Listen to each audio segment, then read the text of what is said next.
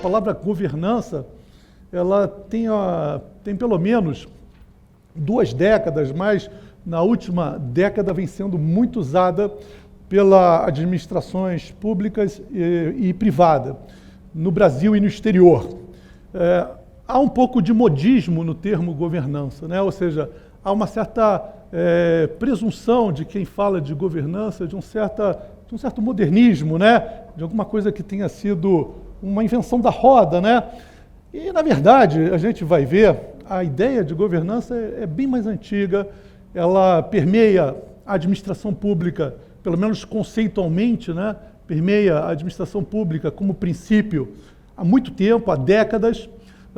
Ela não tem, na verdade, no seu conteúdo maior, nada de inovador. Isso é basicamente a condensação da ideia de eficiência, efetividade, eficácia da administração pública, a ideia do princípio da boa administração pública, a ideia de que a administração pública, que se expressa por meio de atos, contratos, convênios, procedimentos, ela não deve buscar apenas a adesão às regras jurídicas estritas, né? A legalidade formal, a uma burocracia, né? De gabinete, né? Ou seja, em que cada servidor público não se arrisca porque segue exatamente receitas de bolo. A administração pública precisa ser também informada pela ideia de eficiência, eficácia, efetividade.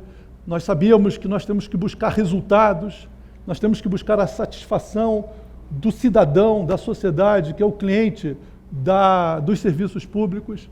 A ideia é de que nós temos que ter metas, objetivos qualificados, quantificados, que esses objetivos devem estar em consonância com o interesse público maior, que a nossa atuação deve ser transparente, pública, aberta à sociedade, que as partes envolvidas na atividade administrativa possam se expressar para interagir com a administração pública antes da prolação do ato final.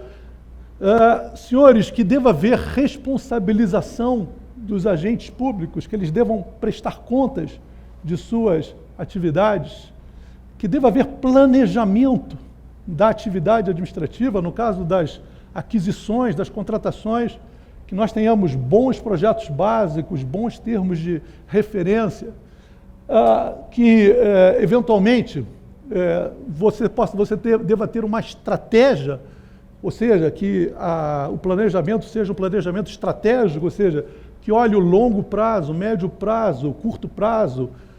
Mas a gente sabe que há um abismo extraordinário entre o que é conceito e o que é prática. No fundo, a administração pública, ela vem passando por um processo evolutivo, eu diria até extraordinário.